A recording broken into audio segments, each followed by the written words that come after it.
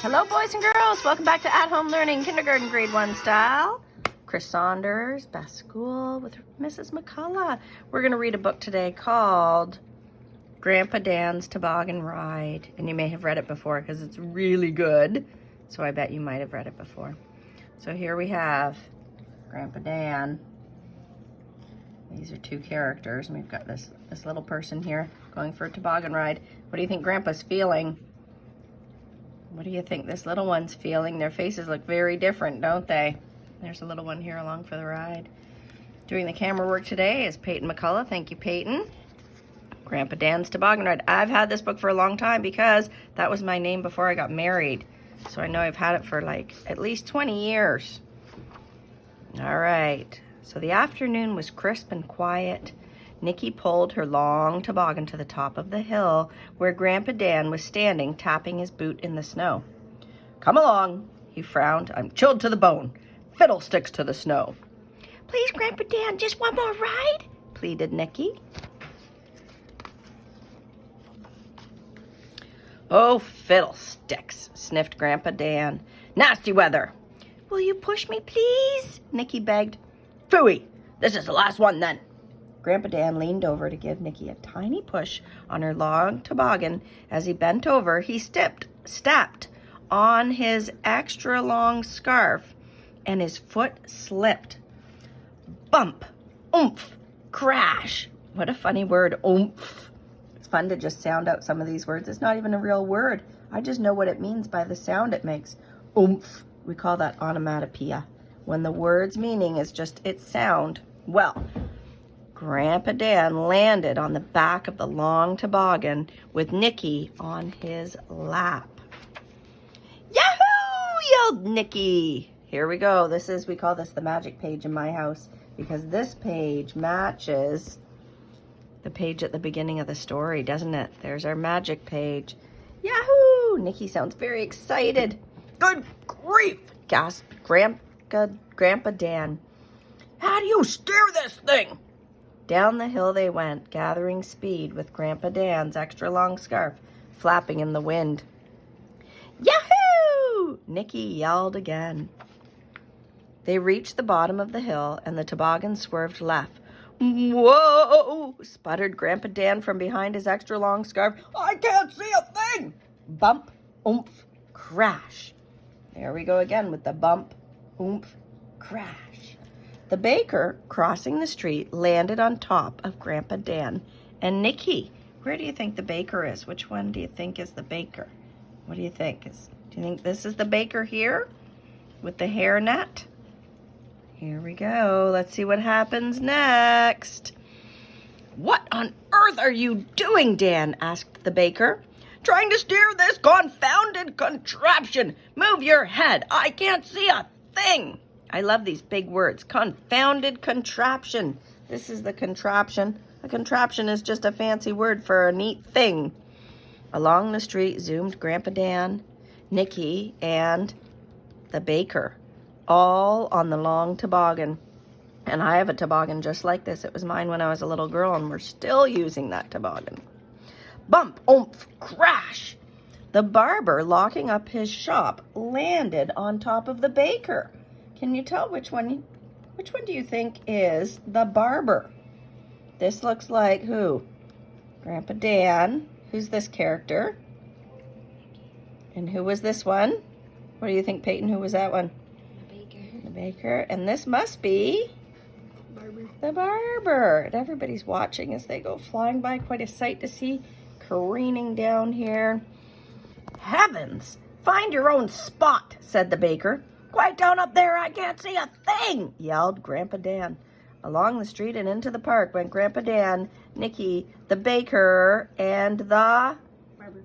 Good for you, the barber, all on the long toboggan. You know I love it when you help me tell a story, right? So boys and girls, as I'm reading, you can call out some of the words. If you know the words, maybe you know these ones. Bump, oomph, crash. And we've got exclamation marks, so we get to yell them. Bump, oomph, crash. The police chief, on his way home from work, landed on top of the barber. "Get your foot off my head," said the barber. "Whoa, Dan, do you have a license for this thing?" asked the police chief. "Move up! We're getting squished back here!" called the baker. Through the park whizzed Grandpa Dan, Nicky, the baker, say it with me, the barber, and the police chief, all on the long toboggan. If you could pick one of these jobs to do, who would you want to be? Would you want to be the grandpa, the baker, the barber, or the police chief? I wonder which one you'd pick and why. I might like to bake cookies, really pretty cookies, and sample lots of them. All right, here we go. Can you read with me? Bump, oomph, crash. I wonder what this person, what their job is going to be. What do you think she does? Do you think she's a mail carrier with a bag of letters and she landed on top of the police chief? Uh-oh. "Sorry, Chief," said the mail carrier. "Get your bag off my lap and sit down," said the police chief. "This is my spot." "Good grief," Grandpa Dan yelled. "With everybody dancing around up there, I can't see a thing." Out of the park and onto the frozen lake went Grandpa Dan, Nicky, the baker, the barber, the police chief, and the mail carrier, all on the long toboggan. And here we go. We can see everyone along the toboggan, and someone new is going to join the fun. I wonder who that is. Read with me. Bump, oomph, crash. A hockey player landed on top of the mail carrier. "Penalty!" yelled the hockey player. "Interference!" "Oh, be quiet," said the mail carrier. "Everybody hold on!" yelled Grandpa Dan. "Yahoo!" cried Nicky. Over the ice and straight toward the snowbank went Grandpa Dan, Nicky, the barber. Oh, I forgot the baker. Thank you. The barber, the police chief, the mail carrier, and the hockey player, all on the long toboggan. Oh, bump, oomph, crash. The toboggan flew into the snowbank, and suddenly bodies were tumbling in every direction. Hats, gloves, and scarves soared through the air. Grandpa Dan and Nicky landed in a bush. The baker and the barber landed in a tree. The police chief and the mail carrier and the hockey player landed in a garbage can. And I love the artwork. You know how much I love it when the artwork goes right off the page and it's full of colors and movement. You can picture everyone flying through the air, screaming. Nicky's probably laughing. For a moment, nobody moved. Everything was quiet. What do you think happened next? Then Grandpa Dan and Nicky crawled out of the bushes. The baker and the barber climbed out of the tree. The police chief and the mail carrier and the hockey player jumped out of the, do you remember where they were? Out of the garbage can. Grandpa Dan grabbed the toboggan and began to run across the ice, his extra long scarf flapping behind him. The baker, the barber, the police chief, the mail carrier, and the hockey player looked at each other.